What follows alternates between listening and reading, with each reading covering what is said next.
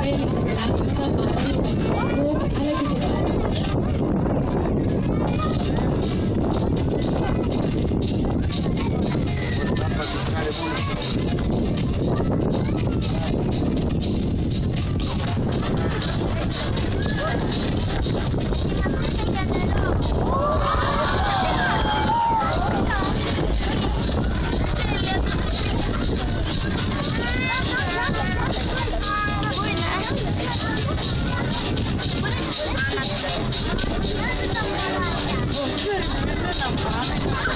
Τα άλματα είναι μία από τις αγαπημένες συμπεριφορές των delfiniών.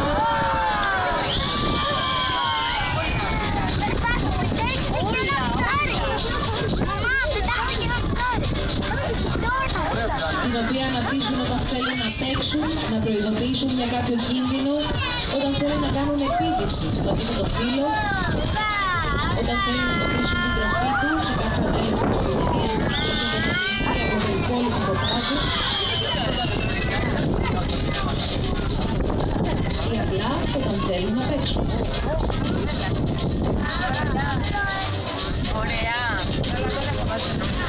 Και ας ρίξουμε μια τελευταία ματιά στα δελφίνια πριν μας αποχαιρετήσουν με τον δικό τους τρόπο. Οι πέρα και οι σμίλτες έρχονται πολύ κοντά σας.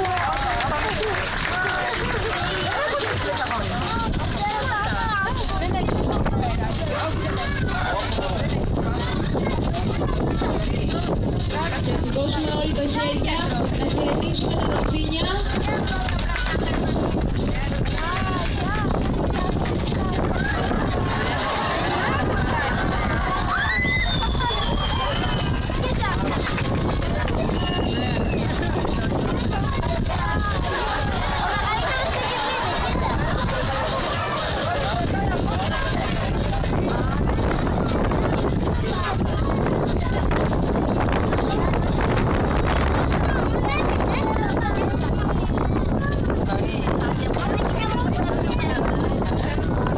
Και να ευχαριστήσουμε και τους επενδυτές μας, τη Λούλα, τον Τόμας, τον Νίκο, τη Σάρα, τον Μάρκο και τον Μάρκο, που μας βοήθησαν να γνωρίσουμε καλύτερα αυτά τα συναρπαστικά θαλάσσια θηλαστικά. Και τώρα που τα ξέρουμε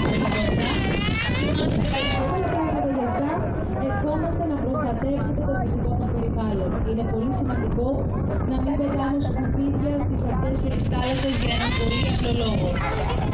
Αυτά τα πλάσματα συναντάνε τα σκουπίδια μας στο νερό και τα πετάνε είτε για τροφή είτε για παιχνίδι.